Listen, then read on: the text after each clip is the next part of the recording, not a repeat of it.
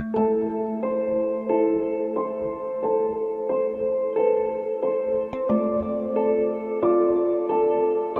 time has progressed, it has become increasingly more difficult to get away with a crime.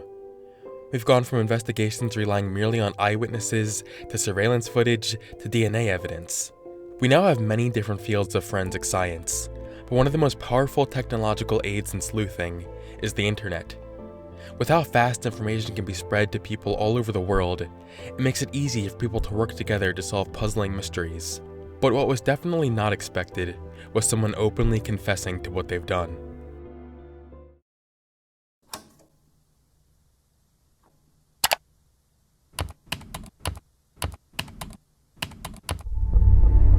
On January 26, 2016, a post was created on Ask Reddit titled, "To those who have accidentally killed someone, what went wrong?" Only a few hours later, a user who I won't identify for privacy's sake made a post revealing something chilling. This still haunts me to this day. As kids, we had a hideout in this dirt cliff/cove. This is the best approximation I can find on Google, only 3 times taller and probably 10 times as wide. There was a neighborhood kid who, in hindsight, was probably mentally handicapped in some way, but to us, he was just a weird, creepy kid. This was the 80s, and we weren't exactly raised PC. 3 of us were headed to our base and found creepy kid sitting at the top in our guard chair. We yelled at him to get out, and he said something like, "Make me," and started lobbing dirt clods and sticks down at us. We all ran around the side to make our way up. It gets pretty fuzzy here, but all I can remember is he fell. I still remember the sound. When we got back down to check on him, he was in a very awkward position with blood coming out of his mouth. We all just freaked out and ran home, and as far as I know, no one has spoken a word of this to anyone. We didn't go back for over a month and never said a word of it between us. Again, this is the 80s, so media wasn't like today. Chances are it got a small article in the newspaper B section, "Missing mentally disabled child found dead after fall," or something like that. When asked for more details, like what happened after the body was found, he simply replied with, "No idea. We were kids, maybe 10 to 12-ish, so we didn't exactly watch the news or read the paper. Even if our parents knew, I don't think they would have mentioned it to us at that age, even though he was fairly well known around the neighborhood. He went to a different school, so it was never brought up here. I did ask my parents maybe 10 years ago if they remembered him, and they said something along the lines of, "Yeah, didn't he go missing?" And that's about as far as I wanted to push it. Now, Reddit threads like this are filled with fake stories, so people can get their fake internet points. So it's very well possible this could just be one of those stories. But once this comment started getting more attention, an unnerving amount of details were revealed to be true.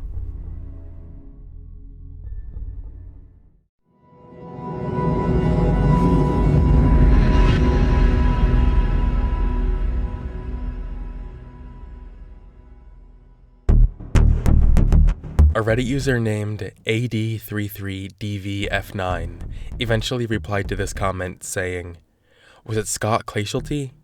He went missing in 1988 in St. Charles, Missouri, near where you grew up and currently reside, correct? That would make you around 10 to 11 at the time he went missing. He would have been 9. I don't know if it is this kid. If it were him, and if the story is what you said, it seems likely his body would have been found. A corpse of a 9-year-old at the bottom of some land formation can get washed away pretty easily in a storm, however. If it is or isn't him, you need to talk to your local police department." Scott Clashelty was a kid that disappeared on June 8, 1988. He was last seen at 4:30 or 5 o'clock p.m. in St. Charles, Missouri. According to reports, before his disappearance, he went off to play in the nearby woods. Sometime after he left, a heavy rainstorm swept through St. Charles, and after that, Clashelty was never seen again. Bloodhounds tracked Clashelty's scent for 5 miles before losing it. Police searched tunnels, caves, and streams looking for a body, but nothing ever turned up. To this day, most people believe he either drowned in a flash flood during the storm or was kidnapped.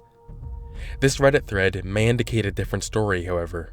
The user AD33DVF9 did some digging into this user's post history and was able to find several details that strengthen this link considerably. he was able to find his current age from his post history, which would have made him 10 to 11 years old at the time of Glacial T's disappearance. In addition to this, he was able to find that this user used to watch a television show that was only broadcasted in St. Louis, Missouri from 1985 to 1991. This, along with other posts where he mentioned living in Crete, Missouri, and other areas nearby, gives us important details about his location, since all of these are very close to St. Charles. Add all that to the fact that Glacial T also had a mental disability, just like the kid the original poster described, and this seems like a very plausible fit. What makes this all the more unsettling is that after this comment started getting more attention, he deleted it. Not long after that, the moderators removed the entire comment thread discussing it because of the risk of personal information leaking about the original poster. The amount of corroborating details on this make it seem unlikely that this was a hoax, but some people believe that the guy who left this comment just searched up a missing kid when he saw the post, and then left this comment purposefully trying to match the story to the case. This is unlikely, considering that weeks or even months before this post, he made posts talking about his age and location. It can't be coincidence that all this just happens to match up with the case. Plus, if he did just make this up for attention, deleting it doesn't make much sense. I've also went through this user's post history, and he continued to make posts for about 7 months after this thread took place before seemingly quitting posting. He never made any other posts or comments that were eye-catching like this one, which makes the possibility of this being for attention that much lower. On the other hand, there are some inconsistencies with this user's story. In the original comment, he says there wasn't much news coverage on the case, so he didn't know much about what happened to the kid afterward. This simply isn't true. The Scott Glacial T case was huge at the time. There are even several Reddit users from Missouri that remember how much attention the case got at the time. It scared parents, Glacial T's face was up on notice boards. This wasn't something that flew under the radar. Not only that, but after this thread got a lot of attention, these details were forwarded to the police, and nothing much came of it.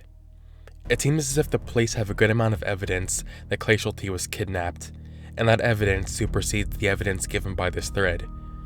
In 2007, a man named Michael Devlin was arrested for kidnapping multiple children in Missouri from the early 90s up until the time he was caught.